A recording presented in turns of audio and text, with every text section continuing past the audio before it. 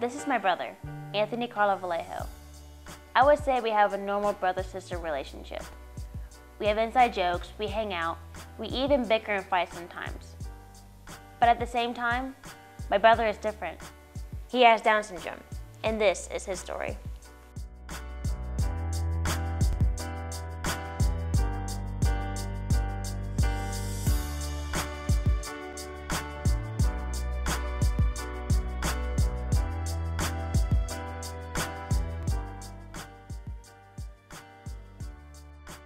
Down syndrome is a mental disability that is caused even before the child is born. Out of the billions and billions of cells that make up the human body, and the 46 chromosomes that are in each cell, it only takes one pair of chromosomes to divide unequally to cause Down syndrome.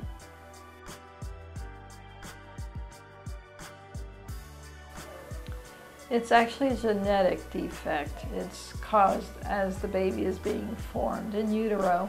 And we all have chromosomes. We get half of our chromosomes from our mother and half from our father. And in Down syndrome, they have an extra chromosome. It's therefore called trisomy 21 because they have an extra chromosome of the number 21 or the 21st chromosome.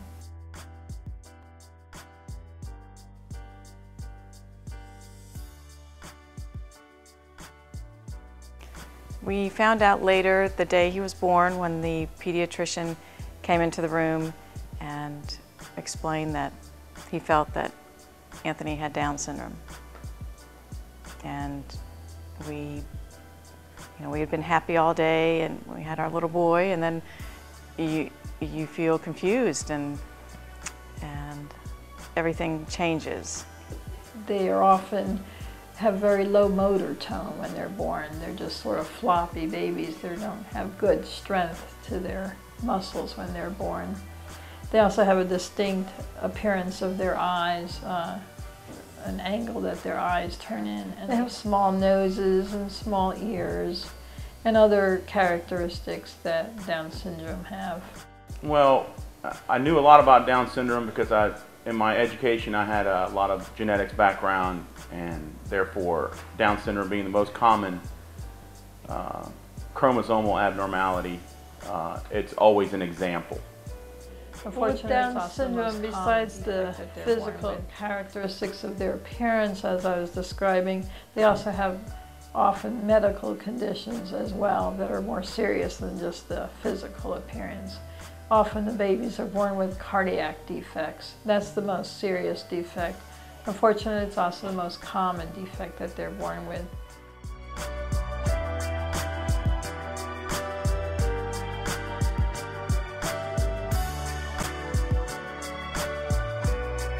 But despite the fact that Anthony may look different, talk different, or act different than most kids his age, he leads a completely normal life.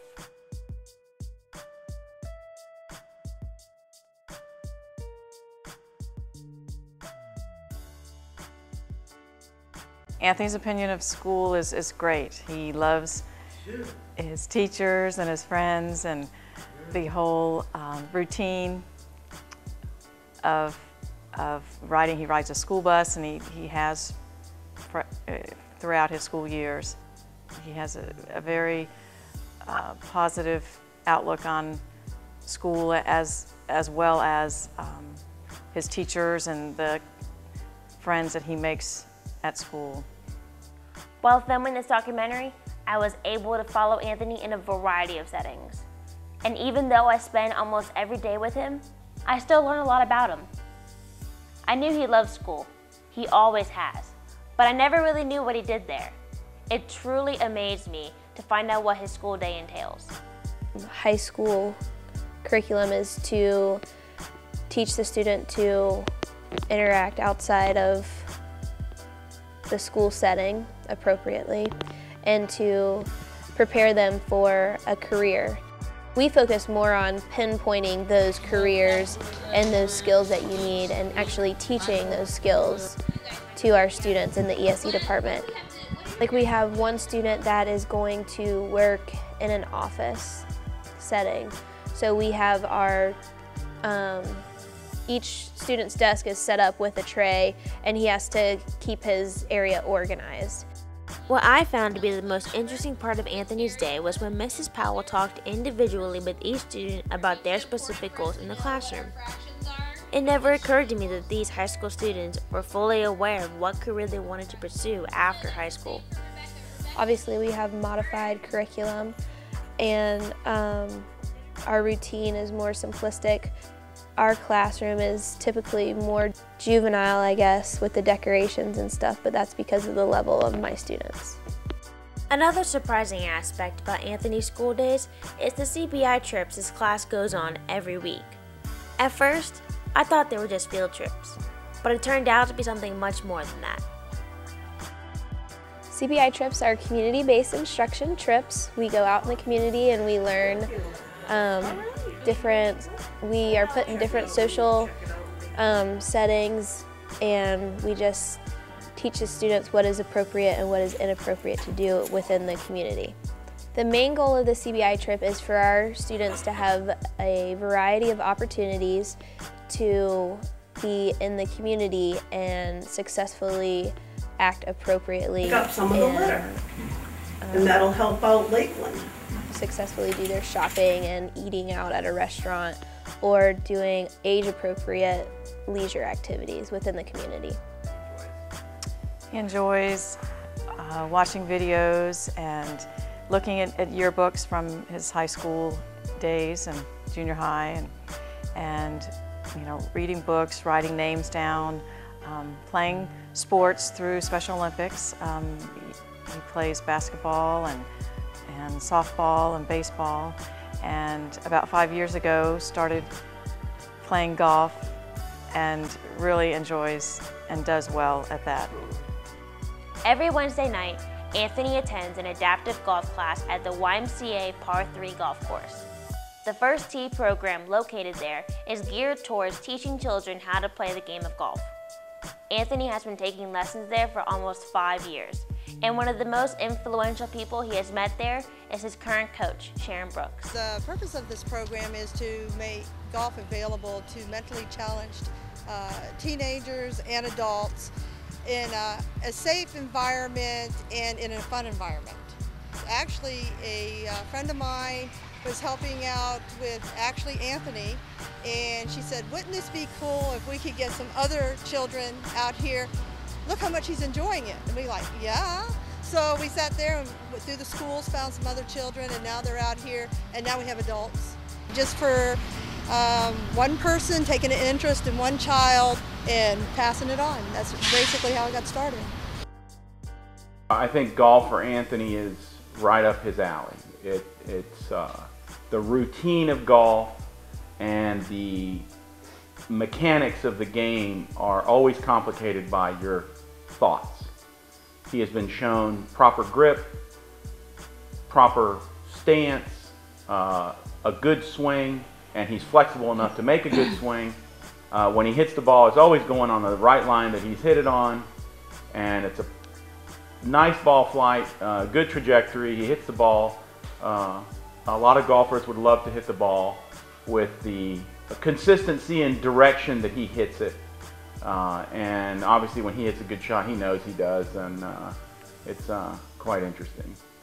While Anthony has been developing his golf skills at the First Tee, he has also been developing essential skills every time he sets out on the course. My love is life skills. So we teach life skills when we teach golf. Like, they're learning respect every week, they're learning perseverance, which is a big one for them, perseverance, responsibility, sportsmanship, judgment, courtesy. That's all the things they're learning every week at golf.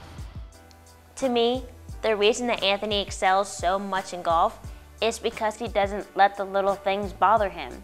If he gets a bad score on a hole, he won't let it affect him on the next hole. His main focus is on the present, and because of that, he's able to live each moment to the fullest. He's very happy.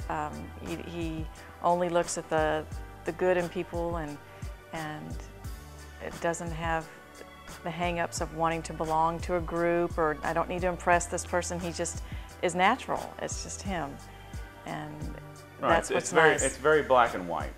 He lives for the time and the function that he happens to be a part of. And Right. that's pretty refreshing today. Exactly. He's made us realize what is important in life, which are the simple things, and not to, just to be happy for him and the things he enjoys. Throughout my whole life, I have been the one that's let the ridicule towards Anthony bother me. All the funny looks, the snickering and the teasing, it all fazed me, but none of it has had any effect on him in the slightest. Sometimes when we walk around our campus, you will find that the other students will mock them or make fun of them or ask them to do some of the silly things that they do. Even when I was a child, I would look at another student and ask my mom, what's wrong with him? Or what's wrong with her? And there is nothing wrong with them. In my opinion, Anthony lives a better life than most people do, a better life than I do. He celebrates every accomplishment, no matter how small. In anything he attempts, as long as he tries his best, he is proud of. His ecstatic personality and contagious smile never falter. But what about you? Do you live your life like that? Having Down syndrome is not something to be pitied. This handicap has allowed Anthony and every person that he has come in contact with to become a better individual. And that is Anthony's story.